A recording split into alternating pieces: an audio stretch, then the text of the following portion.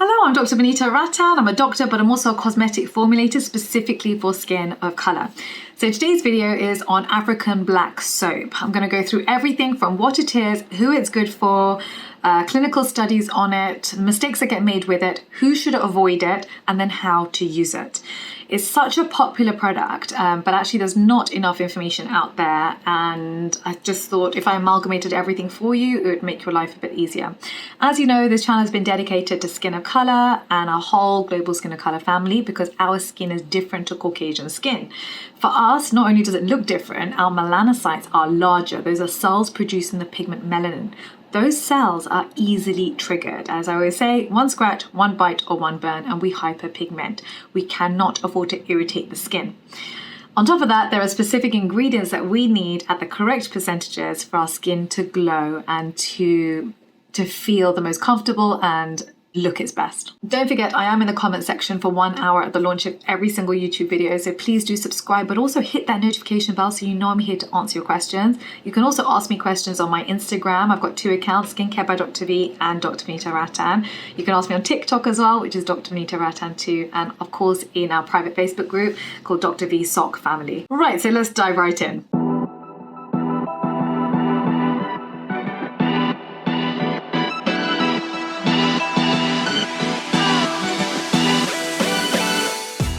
What is black soap? Black soap is natural soap made in West Africa. It tends to contain ashes of plantain skins. It contains palm leaves, palm oil, coconut oil, shea butter, honey, cocoa pod powder. Now, because it's made naturally, the color can change from batch to batch and the texture feels rough. This is very different to ones that have been formulated in laboratories. Synthetic black soaps basically have dyes in them and fragrance in them. They also contain essential oils and they are smoother. And actually this can lead to a lot more issues. The reason is that our skin, I tend to recommend safe products, meaning no denatured alcohol, no fragrance, and no essential oils. And so if they're adding these ingredients to synthetic black soaps, it's not good for skin of color. So let me go through it. With us, skin of color, we have less ceramides in our skin than Caucasian skin. So we can't afford for our skin to become drier with denatured alcohol, which is volatile and literally takes water away with it, evaporates from your skin. Fragrance is the #1 cause of contact dermatitis and leads to irritation and then maybe hyperpigmentation too. So please avoid fragrance in your skincare completely.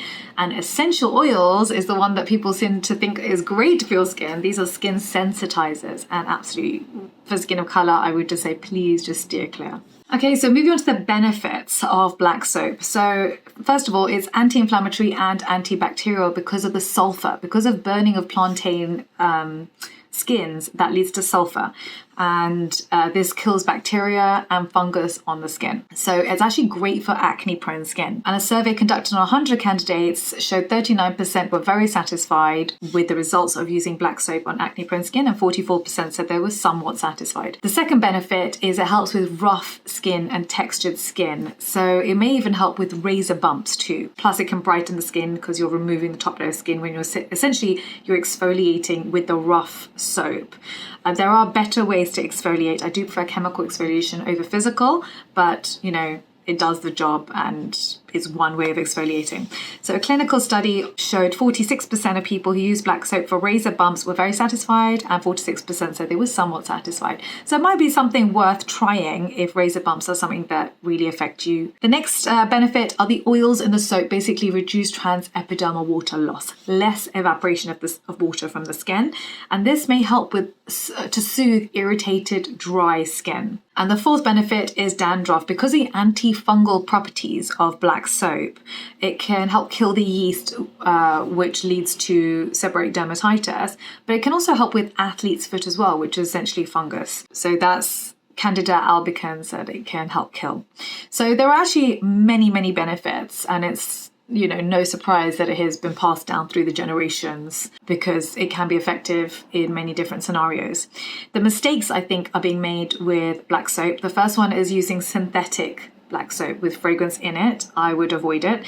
The second mistake is overusing black soap. Because of the slightly higher pH, it can actually tend to dry the skin if you overuse it. So I would limit use of this and use it as part of a routine with other personal use items. And the third thing I would say is because it's plant derived, you may be allergic to it. So it's also just something to be aware of. So let's talk about how you use it. So first of all, I would patch test yourself. So apply it to an area like behind the ear is where I tend to patch test because you can see it. It's similar skin to your face, but it's not visible to everybody else. So patch test it for 24 hours before.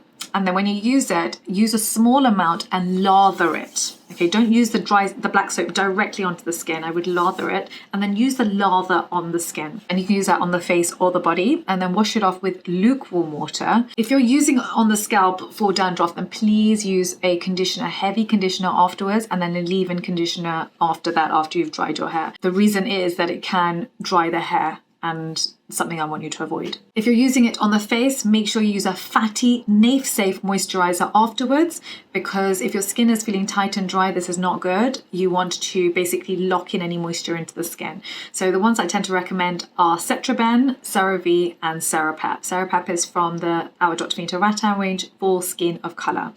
And the reason I made that one is because it's got ceramides, peptides, licorice root extract, and niacinamide to strengthen our skin barrier. If any of you guys have used black soap, I'd love to hear your experience of it. If you could write it down below. First, if you could just say which one you've used and what you think of it, I think it'd be very beneficial for everybody else in the comment section to see your experience of it. And I know how much you guys help each other. I love. You can also talk about it on our private Facebook group as well, Dr. V Sock Family. If you do want to learn more about skincare for skin of color, please do purchase your book of Skin Revolution. It's been published by HarperCollins. I'm so proud of it, and you can get it from Amazon. And to shop my skincare routine, which is specifically for anti-aging, for pigmentation, for skin of color, so very, very niche, you can get the Dr. Vanita Rattan range available. Again, the link is down below. So I will see you in the comment section. I will be here for 1 hour at the launch of today's video and every other video. Take care. Bye.